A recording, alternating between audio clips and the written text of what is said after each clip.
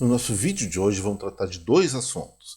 Em primeiro lugar, vamos abordar o dado que foi divulgado hoje pelo Ministério da Fazenda, Receita Federal, a respeito da arrecadação federal de impostos em setembro agora desse ano, mês passado, portanto, gente.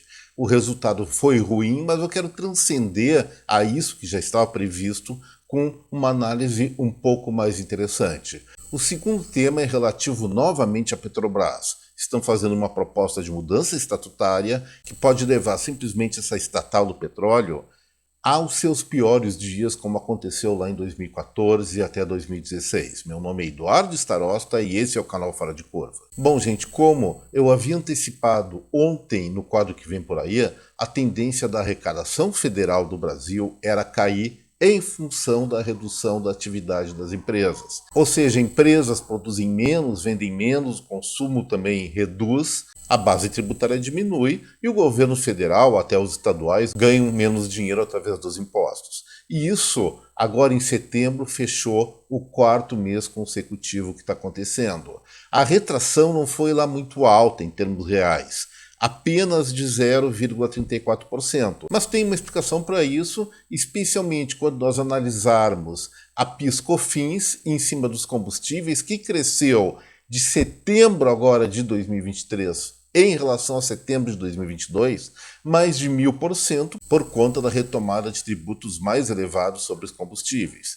Pronto, está explicado, esse assunto estava dentro da nossa previsão. Aí, como eu falei na introdução, eu resolvi aprofundar um pouco esse estudo. Tudo bem que a arrecadação está caindo, e porque isso é uma notícia ruim, em princípio, até pelos meus conceitos, deveria ser algo positivo, já que o governo federal e eventualmente os estaduais estão tirando menos dinheiro do nosso bolso. Isso, em parte, é verdade. Só tem o seguinte, como eu comentei alguns segundos atrás, isso se deve à redução da atividade da economia, o que não é nada bom para a gente aqui que não está vinculado diretamente, não tem emprego público. Mas tem um outro fator que eu acho muito mais preocupante, que não explica essa situação, mas nos coloca simplesmente entre o fogo e a frigideira. Olha só a tabela que eu vou mostrar para vocês. É o que se chama execução financeira do governo federal ou governo central, cada um fala como quiser. Eu enumerei o que está acontecendo no Brasil desde o início da atual gestão deste governo.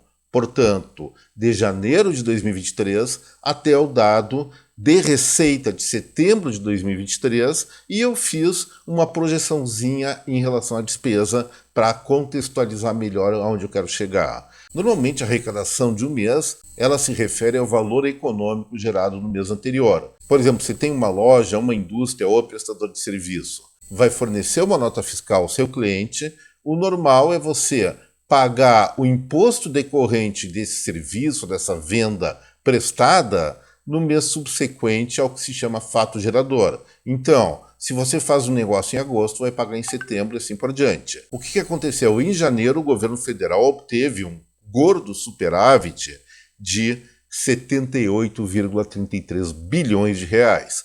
Lembrando que isso majoritariamente aconteceu em função do desempenho econômico do mês anterior, dezembro. A partir dali só em abril, e é abril que normalmente se entrega imposto de renda, a maior parte das pessoas pagam, então somente no quarto mês do ano se repetiu algum tipo de superávit de 15,6 bilhões de reais, por conta, como eu falei, provavelmente entradas a mais de imposto de renda sobre o desempenho das pessoas no ano anterior. Nos meses seguintes, gente, só prejuízo, só a arrecadação sendo inferior à despesa, chegando a patamares ridículos. Isso que eu faço questão de mostrar para vocês para ver a encrenca na qual nós estamos se metendo. Por exemplo, resultado primário, que é a soma entre receita e despesa, e se é negativo é déficit primário, se é positivo é superávit primário, predominou especialmente a partir de maio, e foram resultados muito negativos. Vamos pensar na sua casa, na sua empresa. Imagina num mês falta 20% de renda para você equilibrar seu orçamento. Ou seja, vamos falar, não é exatamente isso, mas você gasta 20% a mais do que arrecada. Pô, é uma encrenca. Vamos dizer que se ganha 10 mil reais em determinado mês, mas se gasta 12 mil. Nos meses seguintes tem que recuperar isso pelo menos para não criar um rombo muito grande. Mas o rombo, gente, foi sempre aumentando no decorrer dos meses que se passaram. Então, essa deficiência de caixa, vamos falar assim, de 20,29%, foi em maio. Depois, em junho, ficou em 20,04%. Julho, 15,10%. Agosto, 13,21%, e setembro, como eu falei, eu projetei a despesa pública em 196 bilhões de reais, provavelmente vai ser maior, mas não tenho certeza disso ainda, vai ficar em 12,64%. Então, se mantendo nesse patamar, é muito difícil, em outubro, novembro, dezembro, recuperar o prejuízo desse caixa. Qualquer empresa, qualquer pessoa física ou família que tivesse um desempenho desses, teria quebrado no decorrer desse período. São, como eu falei, 5 meses de déficit, de prejuízo elevadíssimo. E a despesa pública continua a aumentar, está reduzindo em alguns setores um pouquinho, porque o governo federal, evidentemente, tem que se manter no limite estabelecido pela Lei das Diretrizes Orçamentárias no que diz respeito ao seu limite de gastos. Segundo essa lei, aprovada na virada do ano pelo Congresso, o déficit pode chegar em 2023 a 228,1 bilhões de reais. É uma Babilônia de dinheiro. Até agosto, esse prejuízo estava acumulado em 104,59 bilhões. Fazendo uma projeção, diríamos assim, aritmética, fazendo proporcionalidade, a continuar esse ritmo, se chega no final do ano com um prejuízo de 156 bilhões 880 milhões de reais. Provavelmente vai ser mais. Mesmo que agora, nas últimas semanas, o governo federal está tentando assumir um pouquinho mais de responsabilidade fiscal e reduzindo verbas para diversos segmentos do governo, especialmente o Ministério da Educação, que perdeu nas últimas semanas mais de 300 milhões de reais. Ou seja, estão cortando na essencialidade. Mas vamos aguardar para ver nos próximos dias a despesa de setembro para fechar esse cálculo, mas o que eu digo é o seguinte, assim como no âmbito de uma empresa privada ou mesmo familiar, tal situação, tal execução orçamentária de gastar muito mais que arrecada gera uma encrenca daquelas, um país, vamos colocar aqui o Brasil, a situação é parecida, só que muito mais grave. O problema é o seguinte, isso é mais grave. Quem vai pagar essa conta? Nós, os brasileiros, através de impostos ou de inflação. E, gente, isso é uma coisa extremamente ameaçadora para qualquer país, como eu falei.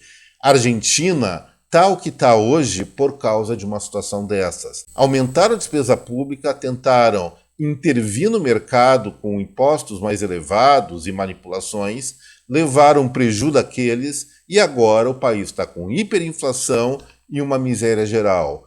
Venezuela, a mesma coisa, e todos os países que entram por essa prática fiscal maluca, essa prática orçamentária completamente louca e desvariada, acaba provocando o flagelo de uma estagnação, de uma grande recessão, desestruturação do setor produtivo, com uma inflação lá nos píncaros da lua. É uma advertência, chama a atenção de cada um de vocês, porque, pelos números que eu mostrei na tabela, o Brasil está a caminho disso. Imagina um déficit de caixa 5 meses seguidos maior do que 10%, chegando até superar a casa dos 20%.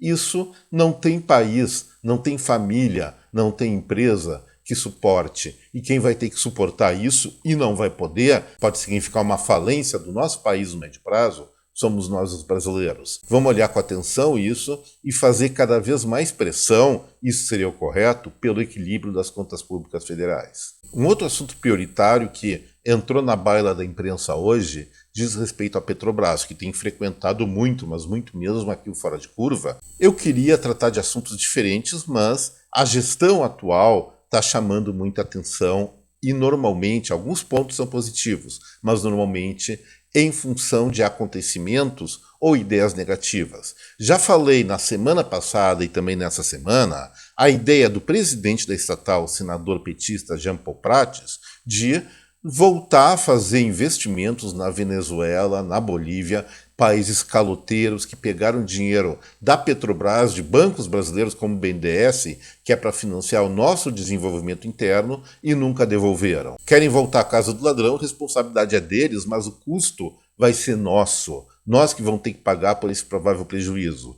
E isso é em função do quê? Falta de profissionalismo de uma empresa que resolve aproveitar um caixa bilionário, ou bem mais, centenas de bilhões de reais circulam anualmente pela Petrobras, e nessa grande diluição começam a fazer política pública, especialmente internacional. E isso, como aconteceu na década passada, pode vir ou vai acontecer agora a partir desse segundo semestre de 2023. Já falei, como eu disse, da questão Venezuela e Bolívia. E a situação tende a piorar. O acionista majoritário da Petrobras, que é o governo federal, então uma estatal, está querendo mudar a lei das licitações no sentido da escolha dos dirigentes da empresa. O que aconteceu? Essa lei, para evitar ingerências políticas, colocou bem claro que a necessidade de grau de profissionalismo e desvinculação partidária na nomeação, na escolha de diretores chaves das empresas públicas. E ontem entrou em circulação, no âmbito da diretoria da Petrobras, uma proposta de alteração do Estatuto Social da empresa. Duas modificações. Uma que os acionistas achariam muito do agradável, que é a criação de uma reserva para a remuneração dos dividendos. Ou seja, assegurar que os dividendos sejam pagos, que é uma coisa óbvia. Se tem dividendo, tem que ser pago. Mas foi criar essa reserva para os acionistas aplaudirem, mas só que isso era o engodo da armadilha, era a isca para pegar trouxa. Só que as pessoas que entendem de empresa não caíram, evidentemente, porque a segunda proposta de alteração era exatamente excluir a vedação da lei das estatais, não é das licitações, eu me enganei antes, lei das estatais, no que diz respeito às indicações para os administradores da empresa. Quais são essas vedações? Exatamente zelar pela indicação de pessoas com propriedade de gestão, com experiência em administrar cada setor de uma empresa estatal. E, abrindo mão disso, o que acontece? Vai entrar rodão nos cargos de diretores da Petrobras pessoas com vínculos políticos que não entendem praticamente nada ou muito pouco de administração e, em primeiro lugar, vão chamar seus amiguinhos. Começa de novo aquela questão de cabide de empregos que provoca um bruto comprometimento na receita líquida de uma empresa, ou seja, o que ela ganha como lucro antes do imposto de renda. Porém, isso pode chegar a patamares mais graves. Se nós temos uma administração política não profissional, não empresarial, de tamanho patrimônio, que é uma estatal brasileira que eu falo, não deveria ser, em princípio, por essas cacas que tendem a acontecer, certamente a Petrobras novamente vai virar um balcão de negociatas ou negociações que não visam, em primeiro lugar, a viabilidade da empresa, muito menos beneficiar o fato de ser uma empresa pública em favor dos brasileiros. Vai ser, por exemplo, arrumar mais Bolívias, mais Venezuelas, ou contratos, diríamos assim, não tão republicanos, provavelmente, aqui dentro do próprio Brasil. E isso é prejuízo, é desastre quase certo. E eu posso ser mais claro, eu estou antecipando um enorme escândalo, gente. E hoje eu fico por aqui, espero que vocês tenham gostado das abordagens desse vídeo. Se gostaram, não esqueçam do like, do compartilhamento. E aquelas pessoas que estão assistindo Fora de Curva pela primeira vez, eu deixo aqui meu convite para se inscrever no canal, que nossas análises sempre são focadas em fatos, sempre são focadas em informações, as quais, de acordo com projeções ou a dinâmica lógica que elas assumem, nós podemos antecipar algumas coisas importantes no futuro, que é o caso que nós fizemos agora, não só com a situação das contas públicas do governo federal, como pela Petrobras. É uma pena o que está acontecendo, mas lamentável é isso. Vamos abrir o olho, gente. Um forte abraço a cada um de vocês. Até breve. Tchau.